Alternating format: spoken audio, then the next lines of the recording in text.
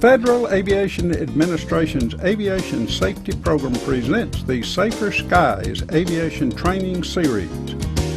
The Safer Skies agenda originated in 1998 when the administrator and her team identified the most critical and most common causes for aviation accidents. In general aviation, these accidents fall into 6 causal areas: aeronautical decision-making, weather, loss of control flight into terrain, survivability, and runway incursions. Together, they make up the majority of all general aviation accidents. We encourage all airmen to view all 6 presentations. The FAA's primary goal is reducing fatal accidents, and that's a responsibility we all share. Let's all take the time to focus our attention on these 6 critical subjects. Hello, my name is Ralph Hood, and I'm the world's greatest pilot. Actually, that's not true. In fact, I'll admit half my lies aren't true. But today I'm here to talk about aviation safety and the FAA's initiative called Safer Skies. As pilots, we don't start our flying careers or even today's flight with total disregard for good judgment or good skills. But along the way, mistakes are made. Bad habits are learned. Good judgment is left behind on the ramp. And all too often, a few souls are lost in the ink of the morning headlines. It's our intention to help you find the way to truly safer skies. You know, it'd take a NASA mainframe computer to keep track of the mistakes and judgment errors I've made in my 33 years of flying. But I have lived to tell about it. And it's our intention to help you identify the issues and the solutions that will make us all better aviators. Today's program is about aeronautical decision-making, or ADM. And it will take us through the dynamics of planning and executing a flight from the minute your feet hit the floor in the morning until the keys are safely back in your pocket after each flight. Now, we're not going to spend any time at all on the technical skills of actually flying. Instead, we will concentrate on the non-technical skills or human factors. We figure if you're watching this DVD, you already know how to fly. The Safer Skies series is about identifying risk issues and doing something about them. Subsequent programs will deal with some of the other important safety issues. This initial series will address 6. The first is aeronautical decision-making, ADM, loss of control, weather, control flight into terrain, survivability, and runway incursions. Now, obviously, some of these topics overlap. We will not cover the entire range of issues related to aeronautical safety, but as the old Chinese proverb states, a journey of 1,000 miles begins with a single step. Aeronautical decision-making, ADM, is defined as a systematic approach to the mental process used by pilots to consistently determine the best course of action in response to a given set of circumstances. Another way to look at ADM is controlling the errors, error management. And within the aeronautical decision-making process, that relies upon situation awareness, problem or threat recognition, and good judgment in resolving the threat or the error. For example, forgetting to extend the gear is an error and a definite threat. I've done that. But recognizing that error and doing something about it are the next steps. And that's what this program is all about. Today, we are assuming that you already have a good working knowledge of your aircraft systems, the physics of flight, the rules and regulations and weather, and that you know how to fly your aircraft. These are the technical skills. And although it is impossible to be a good aviator without adequate technical skills, this is not our subject today. Instead, our focus today is on the non-technical skills, the human factors of flying. And the human, the pilot, as the decision maker for our discussion, does have a truckload of limitations and irrationality. A simple way to use the decision-making process is to remember the 3 P's: perceive, process, perform. Now, one of the world's leading advocates of aeronautical decision-making is Janine Koshan. Her day job is actually by night. She is the captain of a Boeing 767 for a major U.S. all-cargo air carrier. By day, she serves as a designated pilot examiner to the local aviation community. Her other interests in her spare time include a fleet of restored antiques which Janine and her husband, Captain Dennis Koshan, fly and maintain as A&P mechanics with inspector authorization. Janine is here with us today at the FAA production studios in Florida at Lakeland Linder Field to take us through a learning process that is destined to make us all a little better at what we do.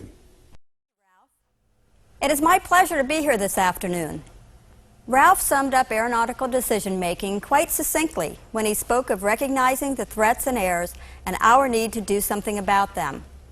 Of course, there's much more to the topic, and that's what we're here to talk about, beginning with the theory and moving into the practice of good aeronautical decision-making. As we focus on learning and exhibiting good pilot judgment, keep in mind the requirements to continually practice good technical skills and integrate the non-technical or human factor skills of communication, workload management, situation awareness, leadership, and planning into each and every decision we make. To understand how the perceive, process, and perform framework will aid in improving our aeronautical decision-making, we need to first look at just a few general human decision-making concepts.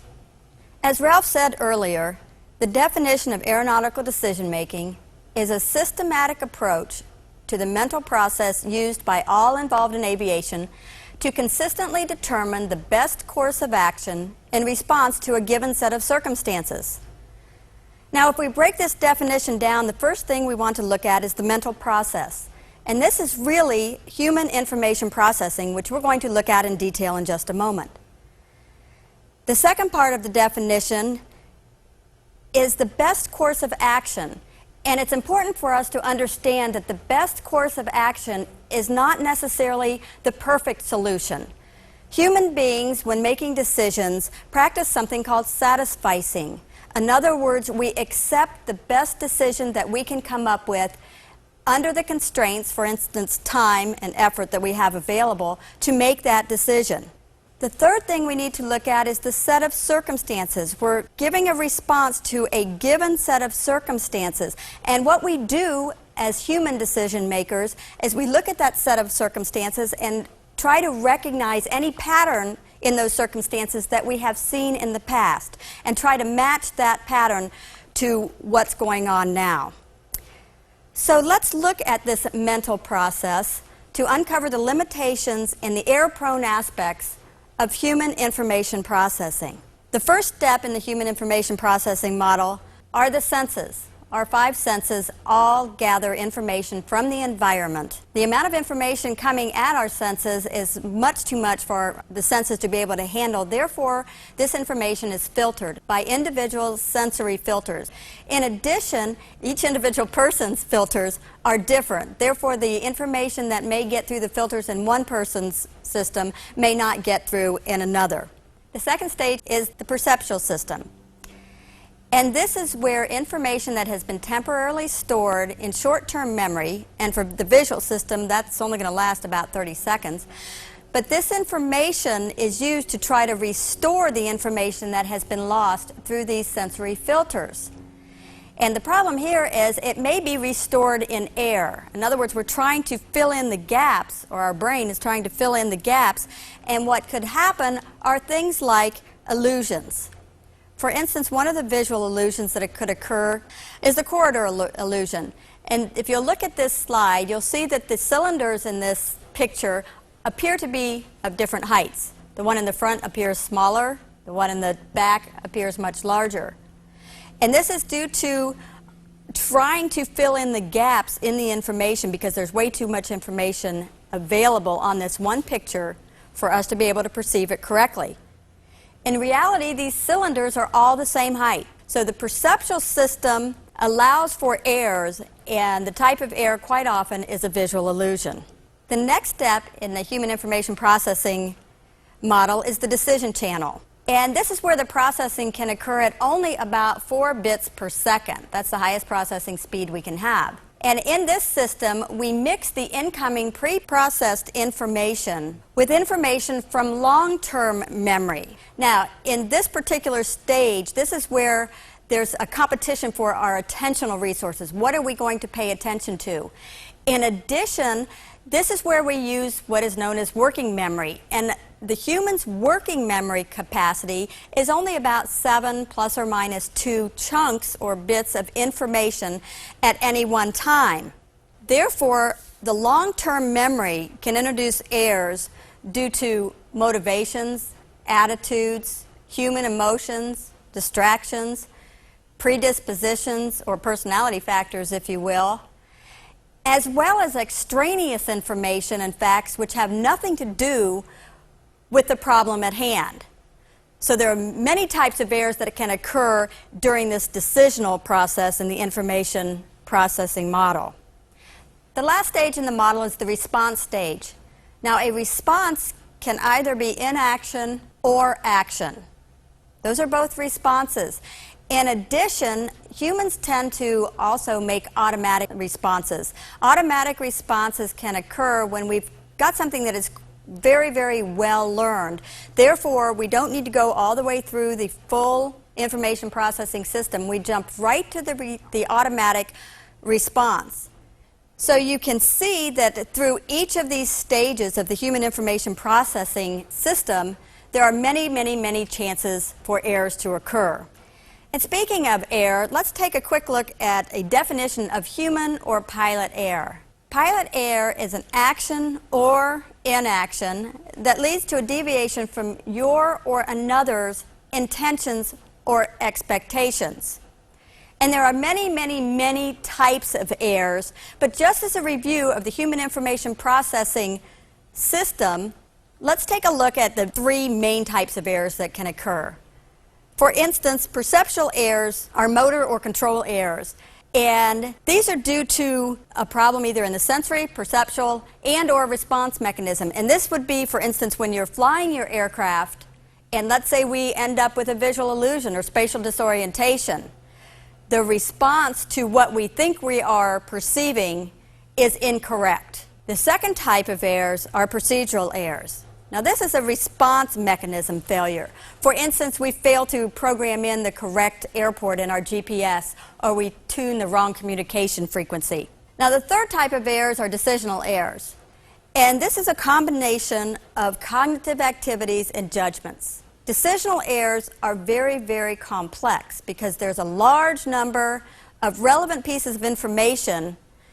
We need to specify what that information is, identify the alternatives, and in addition, while we're doing this, the humanness comes back into play, and it's affected by emotions, values, and social pressures.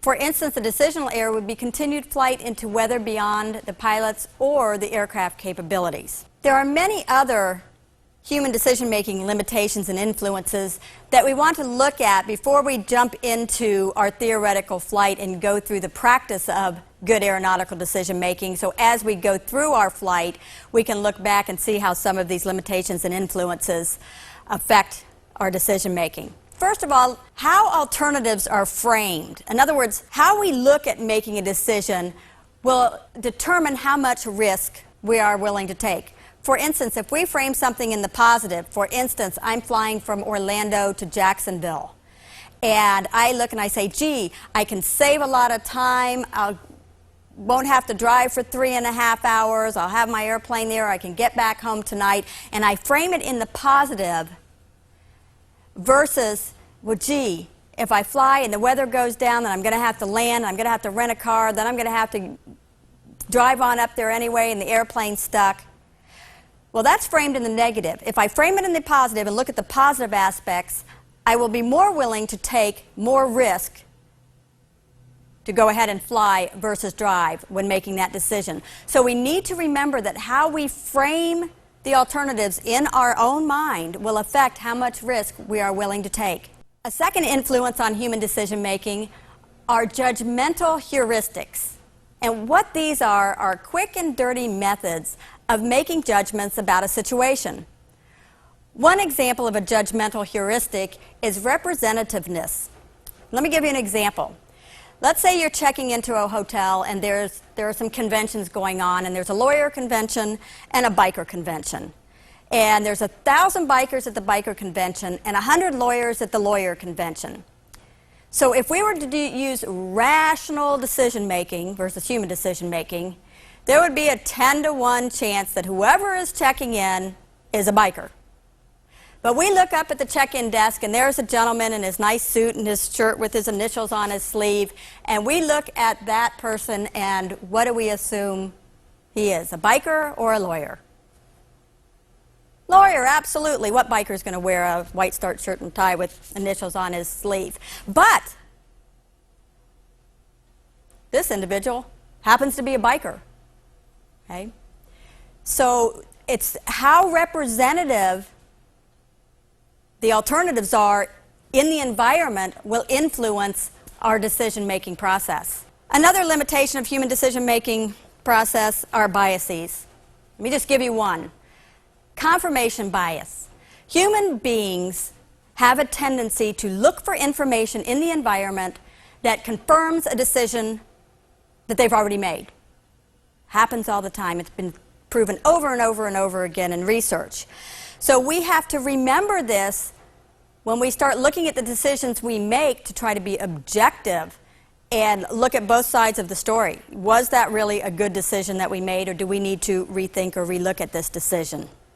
Another influence of human decision-making is the level of expertise and the training and experience each individual possesses. For instance, two pilots faced with the same situation most likely will make different decisions, or at least view the alternatives differently due to perceptual filters, if you will, based on their past experience and the type and amount of training they've had. But if you're not convinced about the fallibility of human decision-making yet, stand by. We've got a few more limitations of human decision-making. And by the way, human decision-making is just one very small subset of all of human cognition. Cognition is learning, thinking, remembering, forgetting, etc. But decision-making is influenced by all of these factors. For instance, learning. When you first learn something, what you have learned first, the first learned, is best learned. In other words, if you learn an emergency checklist one way, and then later the manufacturer of the aircraft changes that emergency checklist, it is much, much harder to relearn the changes. We're most often going to fall back on what we learned first, which is a good note for flight instructors to do their very, very best to teach their students the right way the first time, because unlearning what somebody has learned is very, very difficult. Other limitations, once again, are thinking, remembering, forgetting, the person's attentional capacities, vigilance. For instance, boredom and complacency play a very, very big part in decision-making, social influence, and stress and fatigue. Now we have the theoretical basis underlying human decision-making, complete with the errors inherent in the process. Let's move on to learning a method which will help us counteract some of these human frailties in our aviation activities. Perceive, process, and perform. Remember, this is a simplified information processing model that we can literally use on the fly. Let's first look at an overview of the perceive, process, and perform model. As an example, we're told to taxi to runway 7 via Alpha. We perceive these instructions through our ears. Now remember, we're going to have that information filtered through our sensory system of audition. So we need to gather all the information we can. For instance, we want to look at the taxi chart.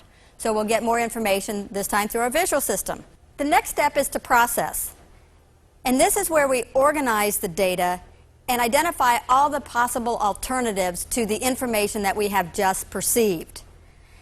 And the way we evaluate the alternatives is to try to match them to situations that we have known in the past. So this is part of our process. Remember, when we are processing the information, how we frame those alternatives is going to affect our decision. The third step is to perform.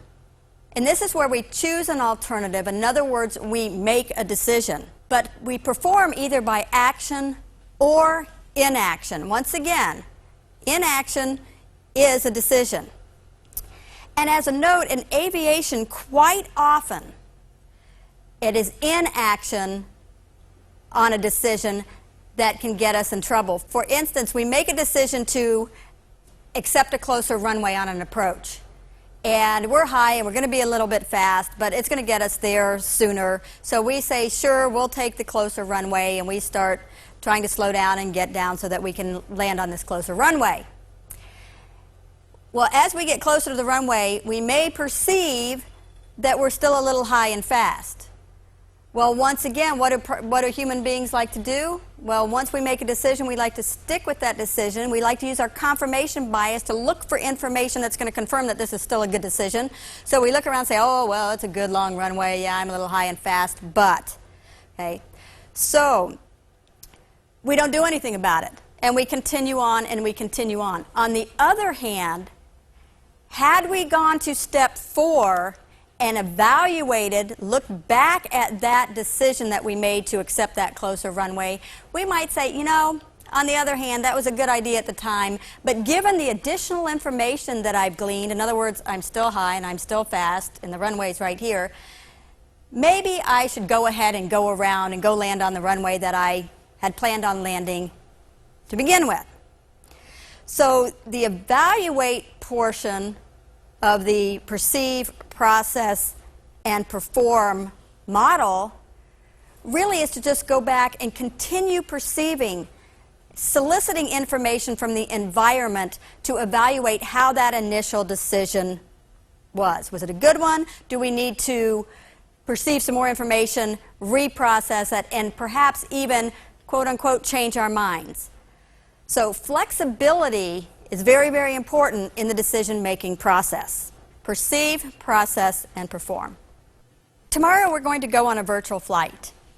This is an exercise in applying perceive, process, and perform model to real-world flying. This theoretical flight is going to take place from a primarily general aviation towered airport in Central Florida, Orlando Executive Airport, which is quite busy, has a lot of flight training.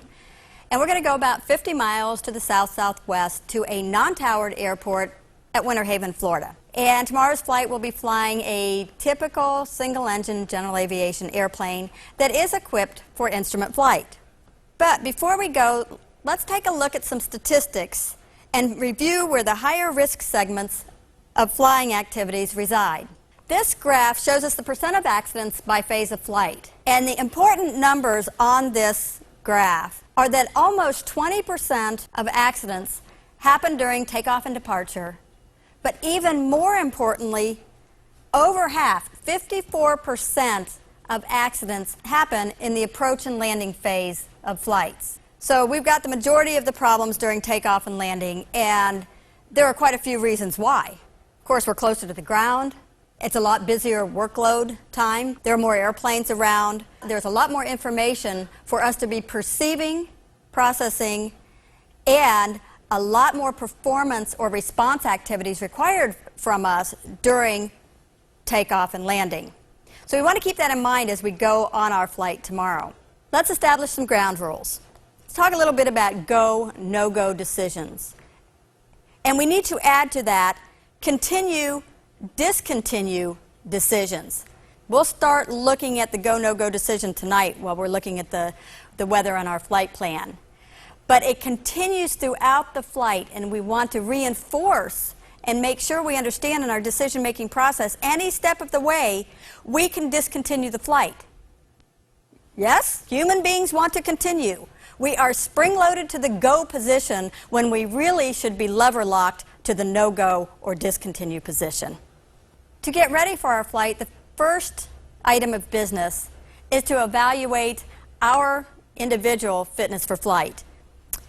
And one way to do that is to utilize something like the I'm Safe checklist, which just gives you a step-by-step evaluation of how you're doing. For instance, illness.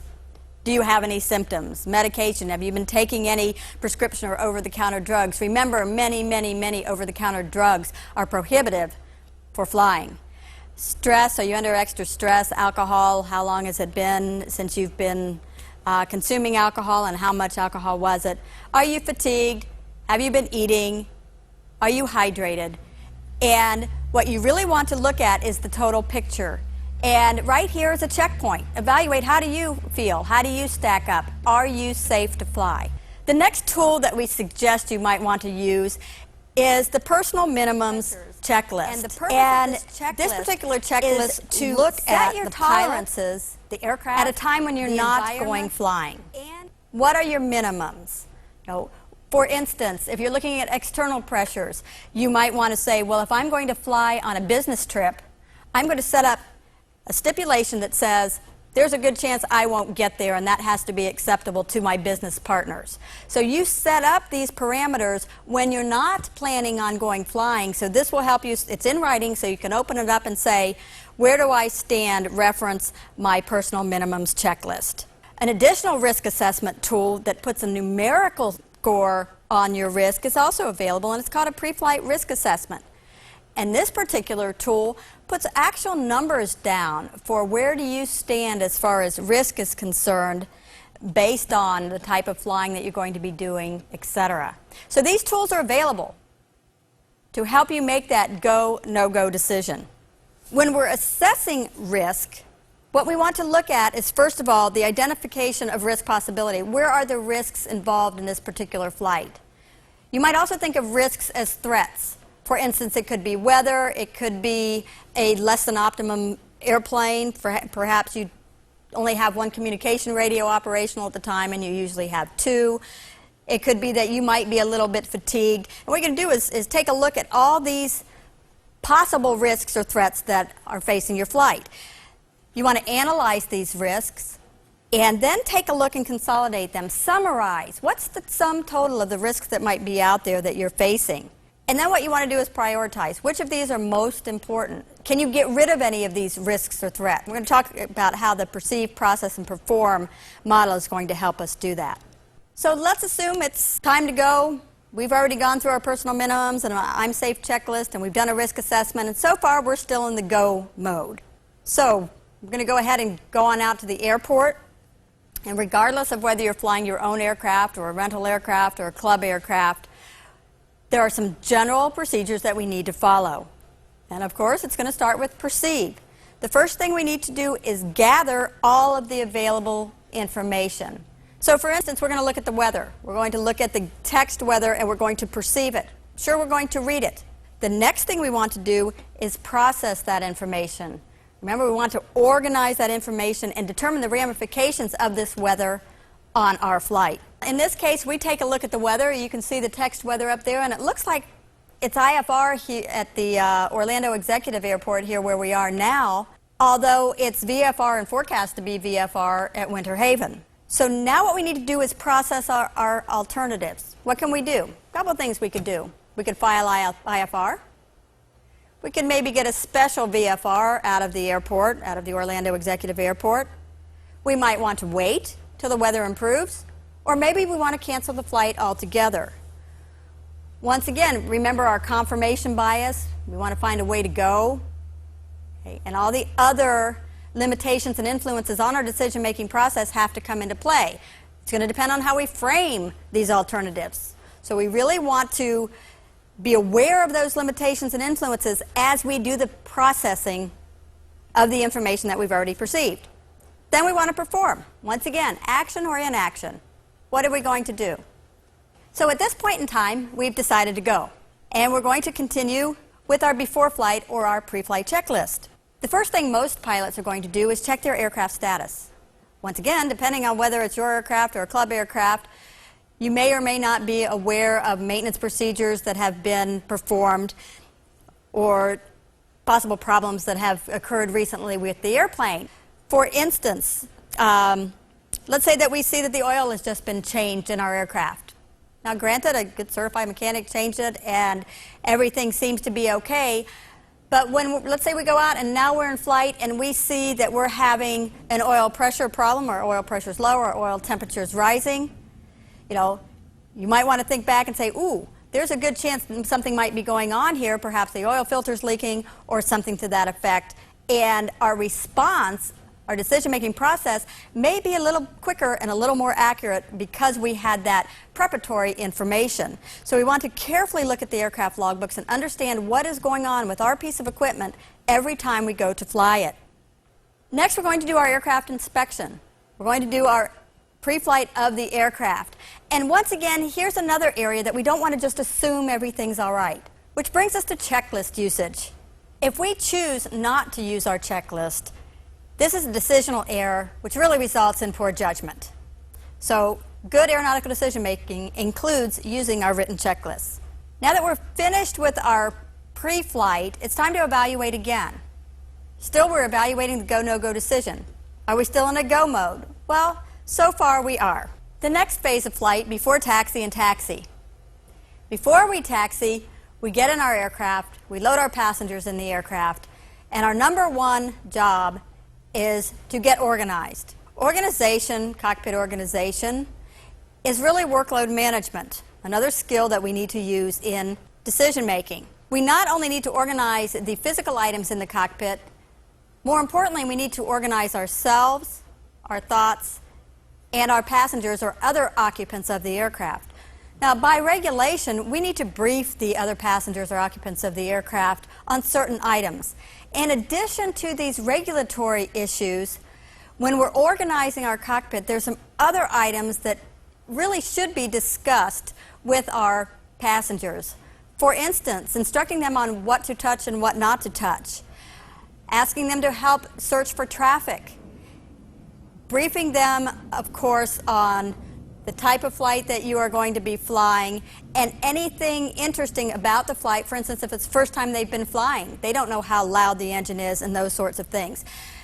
This briefing will help them to understand what's going on and also understand when not to bother you. It's very, very important to be specific about the sterile cockpit or certain times when you really don't want any additional distractions, not only from a passenger talking with you, but also passengers talking among themselves. Remember back to the phases of flight when the higher risk times are departure and approach and landing. We'll also have to receive our ATIS. Once again, we're going to perceive our ATIS, process what it means, understand which are the active runways in use. We need to get our clearance, perceive the information, process our clearance. And let's talk just a little bit about expectation. Just the other night, I was flying a trip I've flown for the last 15 years out of Orlando, Florida. I go from Orlando to Wilmington, Ohio. And I'm saying to my first officer, I'm going to pick up the clearance now, and I had already written down the Jaguar 2 Collier's transition is filed 50120.15, and all I was waiting to do was copy the transponder code. So the controller comes back and he says, you are cleared to the Wilmington airport, fly the Jaguar 2, the ALMA transition, maintain 50120.15. And then he gave us the squawk code, and I wrote down the squawk code, and all of a sudden I'm thinking, he said ALMA transition. No, it's supposed to be the Collier transition. So on my read back, I read back. I'm cleared to the Wilmington airport, the Jaguar 2, and you said ALMA transition, basically saying, but that couldn't possibly be right. And he came back and he said, yes, that's what your clearance reads. Well, I picked up my paperwork, my dispatch release, and I look and I see, lo and behold, after 15 years of flying the same route, it is different. It is the ALMA transition. I am going up over Atlanta. And I did not in any way, shape, or form expect it, and I barely caught that change. And it was an important change because the routing goes two different ways, and I would have been going up flying one way, and the controllers were expecting me to go the correct way. And if you remember what the definition of human error is, I would have not been meeting their expectations. So I didn't very well process that communication. I perceived it. But once again, just by luck, I happened to catch that he didn't say Collier's transition. He said ALMA transition. So expectations, I heard what I wanted to hear. I see what I want to see sometimes, and that is very influential in our human decision making. So now that you've picked up your clearance, perceived it correctly, copied it correctly, read it back correctly, we're going to process it and understand where it is that we need to go. This processing portion is also the first step in situation awareness. Okay? We're painting a mental picture. We call and we get our taxi instructions. They give us our taxi instructions. We proceed to taxi to runway 7 via Alpha. I look at the taxi chart. I know in the past I've taxied to runway 7, but from a different location on this airport. So once again, I paint a mental picture of where I am, where I need to go, and the routing that's going to take me there. Now, I process that information. I'm ready to perform. I've read back the clearance. I've closed the door. I've completed all my checklists, and now I'm ready to taxi out. So I begin taxiing to where I think taxiway Alpha is in my picture, in my mental model of what's going on here. I taxi out, and the first taxi sign I see, it says hotel. I'm expecting to see Alpha. So now I realize I'm not where I think I am and not where I think I'm going. So I immediately need to stop, evaluate that decision that I made, and go back to the beginning. Call up ground and say, for instance, how about progressive taxi? Okay. Ask for progressive, verify where I am before I taxi another inch. Okay. So we need to evaluate that decision as we go along. So the ground controller finally gets me taxiing the right direction down to taxiway Alpha to runway 7. And we're taxiing up, and barring any special procedures at the airport, and for instance, Orlando Executive Airport does have some special departure procedures due to all of the flight training that goes on there, but generally at most airports, when we get to the end of the runway ready for takeoff, we'll change to our tower controller frequency and be ready to go. Now, what is it that I have to be doing? Once again, perceive. I'm number 1 for takeoff, and I need to, once again, reevaluate the whole situation. And let's just say I get up to the end of the runway, I'm number 1 for takeoff, and all of a sudden, you know, I'm just not feeling real great. You know, my stomach just doesn't feel that great. But I was planning on getting lunch when I got over to Winter Haven. And I need to reevaluate how I am for flying. So we process the information. Well, I haven't been around anybody that's particularly sick, or maybe you have. Maybe a bunch of people at work have the flu, and there's a chance that you're getting the flu. Or perhaps it's just that you're hungry. Or maybe you're just upset that you taxied to the wrong location. So you need to evaluate that and see, are we still in a go mode? Well, you think, well, you know, I'm pretty hungry. It's a short flight. Yeah, I think everything's going to be all right. And by the way, my out in this situation is I have another rated pilot capable of flying this airplane in the right seat. Worst case, if something happened to me, there's no problem that he could take over and fly for me. So I've perceived the situation. I processed the situation. And now I can continue on with calling tower and saying we're ready to go. Tower says 200 Delta runway 7, position and hold. Taxi into position and hold runway 7. Hey, we go back to the beginning of the process. Perceive. We're going to look on final. Even though we're at a tower-controlled airport, we still need to look on final. We need to look down the runway and make sure there are no obstructions down the runway. Complete our before takeoff checklist. Process all of the information that's going on. We are listening to aircraft being cleared for takeoff, aircraft being cleared to land.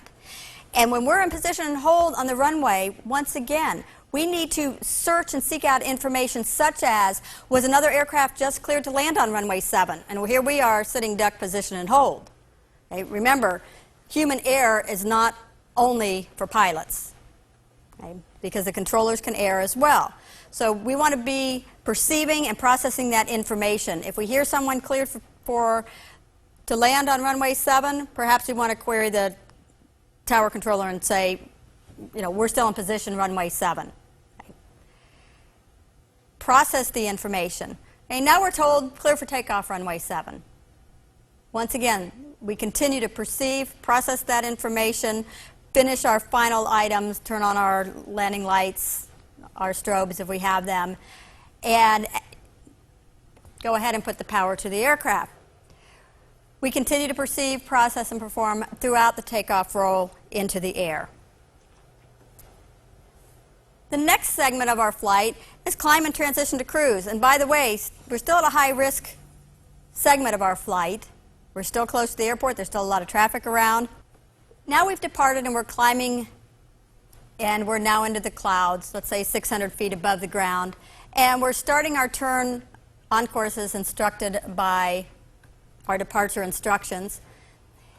We contact the departure controller, and they respond immediately with traffic alert, turn left, heading 340. Now, we're bringing into the decision-making equation another factor. That's time pressure.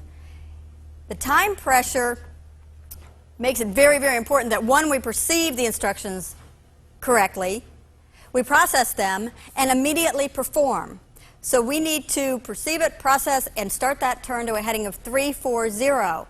Now, time pressure in the decision-making equation, unfortunately, also contributes to more errors. So we have to be very, very careful that we've heard it right and we've performed correctly. In addition to that, we need to evaluate that decision that we made, the performance that we did as turning to the heading of 340. So we want to call the departure controller back and ask them, where is that traffic for us now? And make sure that we are clear of that traffic and that there isn't something else that we need to do. So time pressure is a big factor in the human decision-making process. So we're able to climb out of the Orlando Executive Airport area, and we climb on up to our cruise altitude, and we break out of the clouds about 2,000 feet, and we climb on up to 4,000 feet on our way down to Winter Haven. And we're in cruise. Now, cruise is not a particularly risky phase of flight, and everything's looking pretty good. Looks like it's clearing up down to the southwest. And now we want to make a decision. Do we want to cancel IFR? There's no time pressure to make that decision. There's no real need to cancel IFR, but you might start framing your alternatives. Well, if I cancel, I can go ahead and descend when I want to descend. I can get close to the airport, and I can scoot right in there and get to Winter Haven. And that's one way to frame the alternative. On the other hand, let's take a look at it this way. It's always tomorrow we're going to go out and practice our instrument approaches. And what a prime opportunity. You're already on an IFR flight plan. You've got another rated pilot in the right seat to be a safety pilot. And we might want to take this opportunity to work on our technical and our non-technical skills. But nevertheless, what we really want to do is perceive. We want to perceive the weather, the traffic, and make a decision as to whether we want to cancel our IFR flight plan. We process. Minus 200 Delta, I'd like to cancel IFR at this time. 200 Delta, IFR cancellation, receiver man on that call, altitude your discretion, maintain VFR.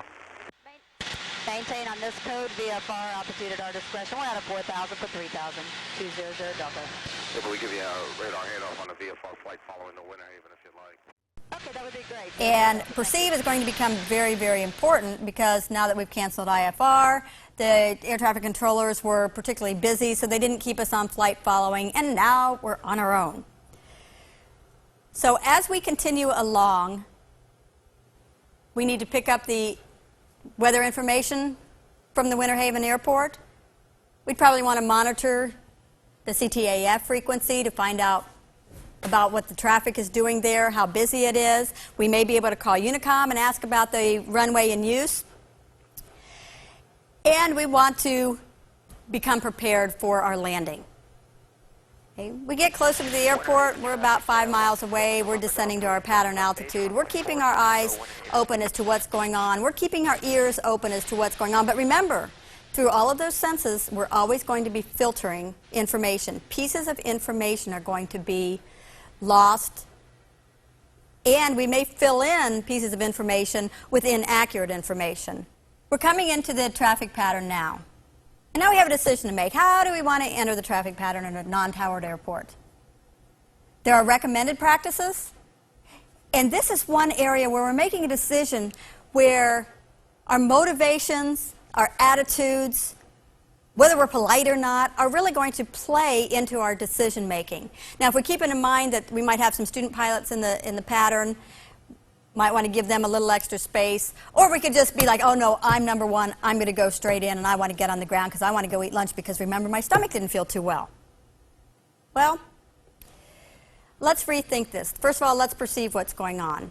You've got a couple of training aircraft in the pattern, or so you think that they're training aircraft. You're going to be able to make a nice downwind entry on the 45 to the active runway, which happens to be runway 4 at Winter Haven. You're processing this information, you're performing, you're evaluating your decision. Now, as we get closer to the airport, a lot of perceptual abilities come into play. How fast are those aircraft moving? How big are their patterns? Where are they going? We're looking at all of these items. And what we want to do is, of course, space ourselves so as to make a normal landing. Now, what are most pilots thinking about on the downwind? We're thinking about putting the airplane on the ground. We're doing our before landing checklist. We're putting our gear down if it's retractable. We're setting our flaps. We're slowing down. We're getting ready for landing. On the other hand, we might want to be thinking about the go-around. Review the go-around procedure in our minds. Prepare for the go-around if it's necessary. It's a maneuver, though not really unusual, that we don't do that often. And quite frankly, we might need to practice a little more often than we do. So now we're reviewing that procedure. We finish our before landing checklist. And we're watching the spacing, and we're turning our base, and we're watching the aircraft in front of us. And we're starting to calculate. Wow, they've really slowed down. I can't slow down anymore. Now, are they going to land? Are they going to be landed? I wonder if they're going to do a touch and go. I wonder if they're going to do a full stop. I wonder if they'll be clear of the runway. So now you're turning your base to final, and this aircraft is still not on the runway. Hopefully you've got a final checklist, perhaps a mnemonic, gas undercarriage mixture prop, that you're going to confirm that the major items are in the correct position prior to landing. You might even use a final checklist, a GUMP checklist at, let's say, 200 feet above the ground. Well, you're coming up to about 500 feet AGL, and the aircraft ahead of you has not yet touched down. Perceive, process, and perform. We're perceiving what's going on, we're processing the information, and what do? We just keep on going. When do we make that decision to go around if we're going to have to go around? More experienced pilots or more expert pilots will tend to continue on and estimate that closure rate not as critically as a less experienced or a more novice pilot. For instance, if you're very, very experienced and you're flying this flight and your pilot friend is not as experienced, he may become uncomfortable with the fact that you're continuing on as this aircraft is yet to clear the runway. But lo and behold, you're lucky. He's finally landed, slowed down enough, he's taxied off the runway, and you've done your final checklist, and you're going to go ahead and land, barring any cow running across the runway, unexpected gusts of wind that blow you off the center line and those sorts of things. You are ready to land. You touch down, everything's fine. You slow down, you exit the runway. What are you perceiving now? Everything around you. Processing everything around you. Of course, we're going to evaluate, was the landing a 10?